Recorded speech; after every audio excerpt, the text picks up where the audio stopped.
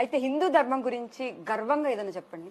మన హిందూ ధర్మం గురించి గర్వంగా చెప్పాలంటే అప్పట్లో శ్రీరామునికి హనుమంతుడు తోడుండి రామాయణంలో రాముణ్ణి గెలిపించినట్టు ఇప్పుడు మన భారతదేశానికి నరేంద్ర మోడీ అండగా నిలబడి అయోధ్యలో రామ్ మందిర్ కట్టించి ప్రతి ఒక్క హిందువుని గెలిపించిండండి.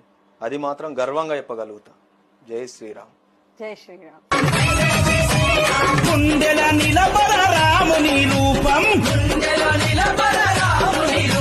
అయోధ్యల వెలిగించు కర్పూర దీపం.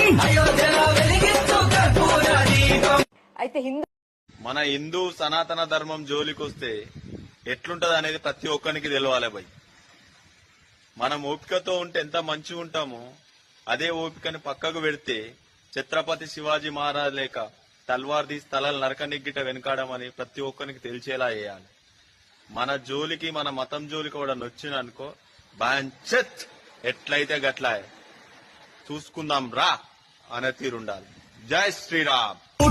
ఎదురైన తల్వారులెన్నున్నా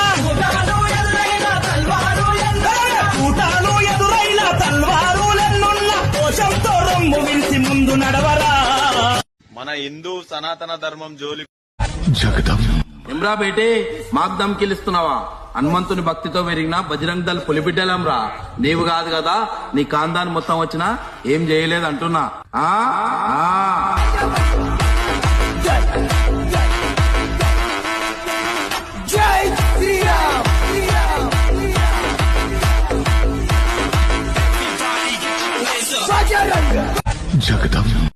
హిందువుగానే పుట్టినా హిందువుగానే చేస్తా. సనాతన ధర్మం కోసం ప్రాణమైన ఇస్తా. జై శ్రీరామ్. పుడితే పుట్టాలి హిందువుగా, మన భారతదేశం. అందరికీ జై శ్రీరామ్ అన్న. నేను హిందూ వీడియోలు తీస్తుంటే ఒక లంజవాడుకు భక్తుల కోసం తీస్తున్నా అంటున్నాడు. అరే నీకే చెప్తున్నా, నేను తీసేది నా ధర్మం గురించిరా. నువ్వు సస్య కూడా కూర్చిపెట్టేది నా భారతదేశంలోనే. మేము కూడా పిచ్చడమే, పిల్ల విషయంలో కాదు, మా శ్రీరాముని విషయంలో. జై శ్రీరామ్.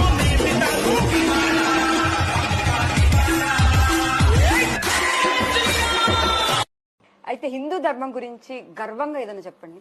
మన హిందూ ధర్మం గురించి గర్వంగా చెప్పాలంటే అప్పట్లో శ్రీరామునికి హనుమంతుడు తోడుండి రామాయణంలో రాముణ్ణి గెలిపించినట్టు ఇప్పుడు మన భారతదేశానికి నరేంద్ర మోడీ అండగా నిలబడి అయోధ్యలో రామ్ మందిర్ కట్టించి ప్రతి ఒక్క హిందువుని గెలిపించిండండి. అది మాత్రం గర్వంగా చెప్పగలుగుతా. జై శ్రీరామ్. జై శ్రీరామ్. గుండెల నిలబడ రాముని రూపం, అయోధ్యల వెలిగించు కర్పూర దీపం. అయితే ఎమ్రా బేటే మాకు దమ్కిలిస్తున్నావా? హనుమంతుని భక్తితో పెరిగిన బజరంగ్ దళ్ పులిబిడ్డలం రా.